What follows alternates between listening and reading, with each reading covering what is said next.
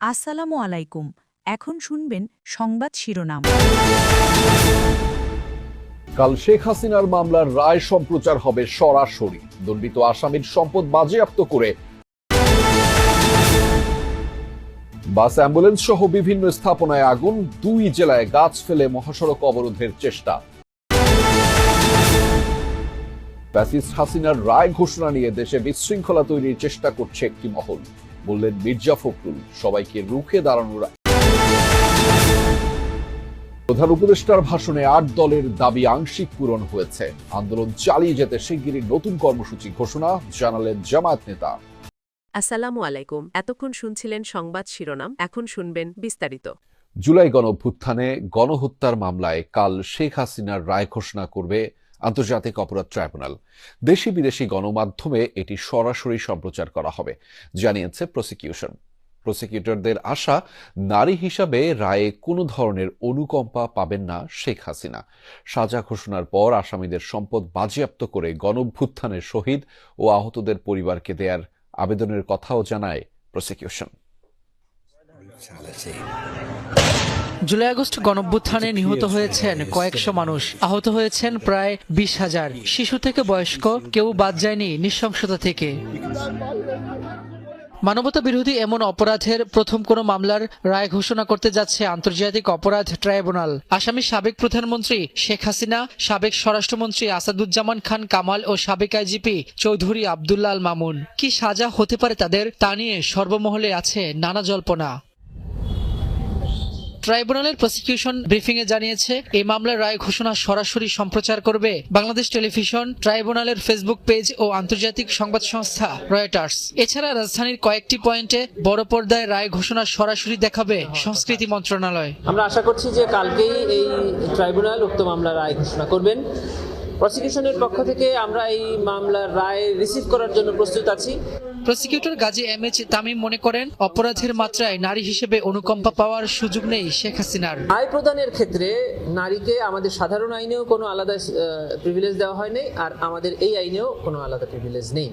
অর্থাৎ রায় প্রদানের ক্ষেত্রে আসামি নারী হোক পুরুষ হোক, তিনি তার অবস্থানে থেকে কি অপরাধ করেছেন সেই অপরাধের গ্র্যাভিটি বিবেচনা করে শাস্তি প্রদান করা হবে, বা মামলা প্রমাণ না হলে খালাস প্রদান করা হবে। কালকে যদি রায় হয় এবং রায়ে যদি ট্রাইব্যুনাল ওনার বিরুদ্ধে শাস্তি প্রদান করেন, তাহলে আমরা আরেকটি কনভিকশন ওয়ারেন্টের আবেদন ইন্টারপোলে আবার পাঠাবো তার বিরুদ্ধে রেড নোটিশ জারির জন্য। আসামিদের সকল সম্পত্তি বাজেয়াপ্ত করে জুলাই শহীদ পরিবার ও আহতদের দেওয়ার আবেদনের কথাও জানায় প্রসিকিউশন। একটি মানুষের প্রাণের বিনিময় তো আসলে কখনো দেওয়া সম্ভব না।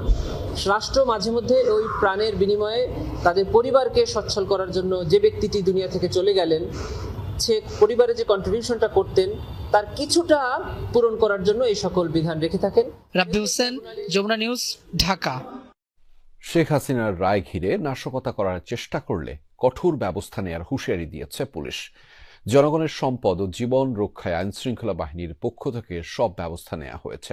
কার্যক্রম নিষিদ্ধ আওয়ামী লীগের নেতাকর্মীরা নাশকতার চেষ্টা করলে পরিণতি ভালো হবে না বলে ডিএমপির পক্ষ থেকে দেয়া হয়েছে হুঁশিয়ারি। স্বরাষ্ট্র উপদেষ্টা জানিয়েছেন, যে কোনো নাশকতা ঠেকাতে প্রস্তুত আছে আইনশৃঙ্খলা বাহিনী। 7 নভেম্বর রাত থেকে রাজধানী ঢাকাসহ বিভিন্ন স্থানে নাশকতায় নামে পতিত স্বৈরাচারের কর্মীরা। গুপ্ত হামলা চালিয়ে বাসে অগ্নিসংযোগ করা হয়। কোথাও কোথাও ককটেলের বিস্ফোরণ ঘটিয়ে জনমনে আতঙ্ক সৃষ্টির চেষ্টা চালায় কার্যক্রম নিষিদ্ধ আওয়ামী লীগের নেতাকর্মীরা। এর মাঝে ময়মনসিংহে দাঁড়িয়ে থাকা বাসে আগুন দিলে চালক অগ্নিদগ্ধ হয়ে নিহত হন। কয়েক জায়গায় ককটেলের আঘাতে আহত হন অনেকে। রাজধানীর মিরপুরে বাসে আগুন দিতে গিয়ে জনতার ধাওয়ায় পানিতে পড়ে মৃত্যু হয় এক যুবকের। এছাড়া তেজগাঁও রেল স্টেশনে একটি বগিতে অগ্নিসংযোগ ও নাশকতা চেষ্টার সময় জনতার হাতে গ্রেফতার হন বেশ কয়েকজন। আইন শৃঙ্খলা পরিস্থিতির অবনতি ঘটাতে ককটেল নিয়ে হাতে নাতে ধরা পড়ে কেউ কেউ। ডিএমপি বলছে, নাশকতা চেষ্টার অভিযোগে প্রতিদিনই বাড়ছে গ্রেফতারের সংখ্যা।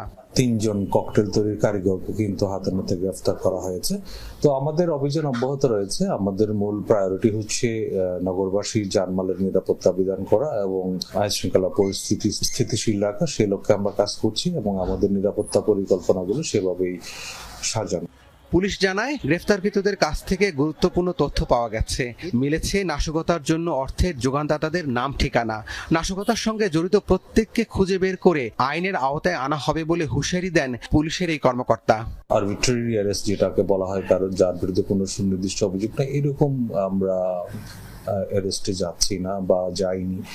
যেসব ক্ষেত্রে সুনির্দিষ্ট অভিযোগ পাওয়া যাচ্ছে, যাদের বিরুদ্ধে বিভিন্ন অপরাধমূলক তৎপরতা এবং নাশকতামূলক কর্মকাণ্ডের সুনির্দিষ্ট অভিযোগ রয়েছে, সেসব ক্ষেত্রে আমরা অ্যারেস্ট করছি।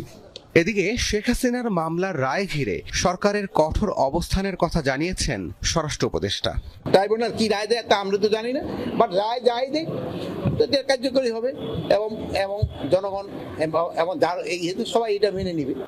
বরিশালে এক অনুষ্ঠানে উপদেষ্টা জানান, রায় ঘিরে দেশকে অস্থিতিশীল করার কোনো সুযোগ দেওয়া হবে না। রাব্বি সিদ্দিকী, যমুনা নিউজ, ঢাকা। দর্শক, কাল শেখ হাসিনার রায়কে কেন্দ্র করে ট্রাইব্যুনালের নিরাপত্তায় সেনাবাহিনী মোতায়েন করা হয়েছে। রয়েছে এপিবিএন ও পুলিশ সদস্যরাও। রাজধানীর সার্বিক আইন শৃঙ্খলা পরিস্থিতি সম্পর্কে জানাতে হাইকোর্ট এলাকা থেকে আমাদের সাথে যুক্ত রয়েছেন সহকর্মী তানভীর সিদ্দিক টিপু। তার মাধ্যমে জানাবো সেখানকার সবশেষ পরিস্থিতিগুলো। টিপু, কেমন দেখছেন রাজধানীর সার্বিক পরিস্থিতি? নিরাপত্তার বিষয়ে কি বলছে? নিশ্চয়ই তাদের সাথে কথা হচ্ছে। পুলিশের যে মতামত সেটি একটু জানতে চাই আপনার মাধ্যমে। রেজা, আমি সুপ্রিম কোর্ট এলাকায় রয়েছি এবং আপনি জানেন যে সুপ্রিম কোর্টের পক্ষ থেকে সেনা সদরে একটি চিঠি পাঠানো হয়েছে এবং তাতে বলা হয়েছে যে আগামীকালের রায়কে ঘিরে ট্রাইব্যুনালের আশপাশের এলাকায় যেন যে আইন শৃঙ্খলা বা নিরাপত্তা সেটি যেন বৃদ্ধি করা হয়। এবং কিছুক্ষণ আগেই আমরা দেখেছি যে সেনাবাহিনীর সদস্যরা এখানে টহল দিয়েছেন।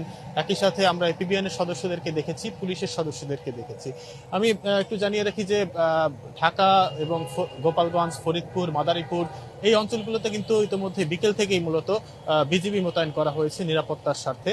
এবং আপনি জানেন যে স্বরাষ্ট্র উপদেষ্টা তিনি কিন্তু ঘোষণাই দিয়েছেন, বলা যায় যে যদি আগামীকালকের রায়কে ঘিরে কোনো ধরনের নাশকতা করার কেউ চেষ্টা করে, কোনো ধরনের পরিস্থিতি বিঘ্ন ঘটানোর চেষ্টা করে বা আইন শৃঙ্খলা পরিস্থিতির অবনতি করার চেষ্টা করে, সেক্ষেত্রে কিন্তু তার সকল বাহিনী প্রস্তুত রয়েছে বলে তিনি দাবি করেছেন। এবং আমরা মূলত সন্ধ্যা থেকেই দেখছি যে রাজধানীর বিভিন্ন এলাকায়, বিভিন্ন রাস্তাঘাটে পুলিশের গাড়িগুলো একটু পরপরই টহল দিচ্ছে।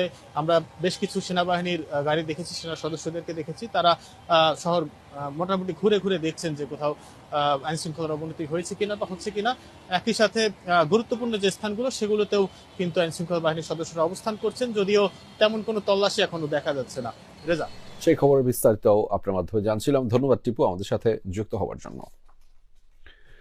জুলাই গণহত্যা মামলার রায় ঘিরে কয়েকটি জেলায় যানবাহন, স্থাপনা এবং স্মৃতিস্তম্ভে নাশকতার ঘটনা ঘটেছে।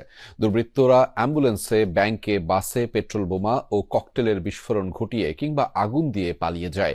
এতে